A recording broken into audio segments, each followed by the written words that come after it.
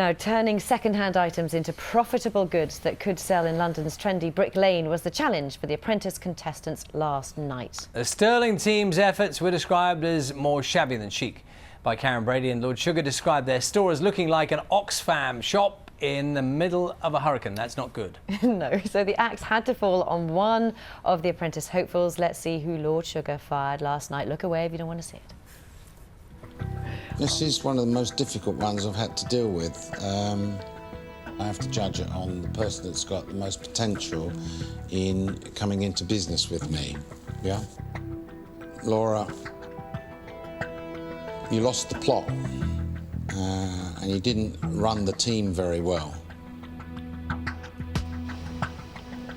But I have a bigger concern with you, Jane. You've been in the losing team 3 times out of 4 weeks, yeah? And nothing I have seen yet tells me that you are this great business person. So on that basis, Jane, you're fired. Okay, thank you anyway. Thank you.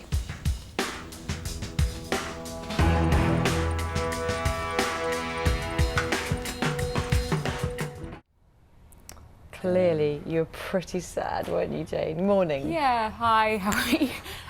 Yeah, I was devastated. I didn't want to go out early. I went in to win, although I didn't have a specific strategy that I was going to hold back in the first couple and, you know, I just went for it and didn't quite work out, but you know, that's not the end of the world.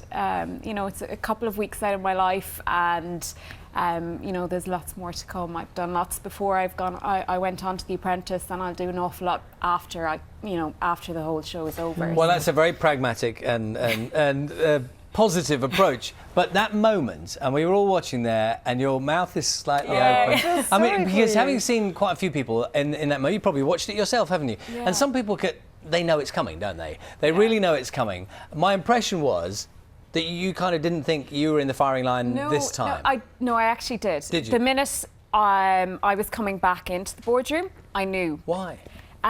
Well, it was quite obvious Lord Sugar was ensuring that I was coming back into the boardroom. So I was like, right, okay, yeah, this isn't good. And I think I didn't fight as much as I normally would fight because I almost felt it was inevitable. I felt, okay, he just didn't feel I was right for him and this was not going to work out. So, yeah, I was fairly quiet in the boardroom, which isn't very usual for me.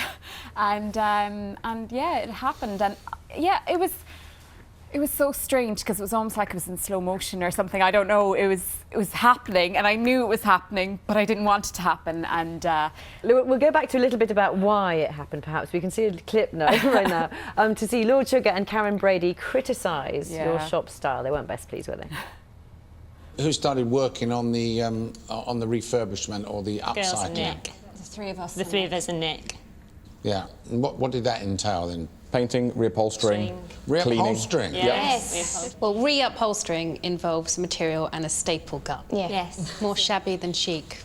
What style do you think your shop was? It was probably more down the route of vintage than retro, but we did have some... But what did it look like when I heard there was a load of dead leaves on the floor. Some could say it looked like an Oxfam shop in the middle of a hurricane or something. When the customers said it looked quite arty when they came Ouch. in. Yeah, I know it was pretty bad. And actually, when I was on Your Fired, Dara threw out some of the leaves, and they were just stink. Oh. It was so bad. I was kind of like, yeah, we were bringing people into our shop, and we were putting these all around the place, and this was supposed to create the ambience. Now, I actually wasn't in charge of that, so I did plenty wrong, but that actually was nothing to do with me.